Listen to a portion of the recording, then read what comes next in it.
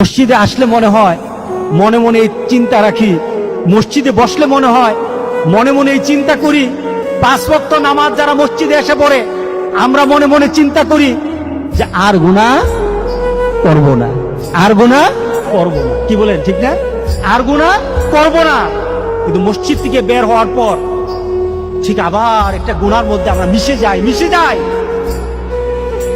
আমার ভিতরে আপনার ভিতরে এই চিন্তা হয়তো চলে আসতে পারে যে এত গুনাহ করেছি, মাবুদ কি মাফ করবেন, রব কি মাফ করবেন? দেখুন হাদিসটা কত সুন্দর হাদিস।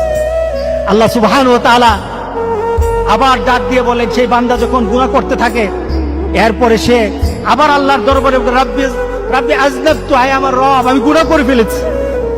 সে হয়তো চিন্তা করেছে হাসরের ময়দানে আল্লাহর দরবারে দাঁড়াবো, আল্লাহ আমাদের বিচার করবেন, ফয়সালা করবেন। আমি হয়তো আমার মাকে ডাক দিব, মা বলবে আমি তোর সাথী না। বাবাকে ডাকবো, বাবা বলবেন আমি তোর সাথী না। নেতা বলবে আমি তোর সাথী না। বন্ধু বলবে আমি তোর সাথী না। সবাই যেদিন ফিরিয়ে দিবে, আমি সেদিন কিভাবে বাঁচব? আমার একটা পথ আছে, আমার একটা পথ রাসূল সাল্লাল্লাহু আলাইহি ওয়াসাল্লাম জানিয়ে গেছেন।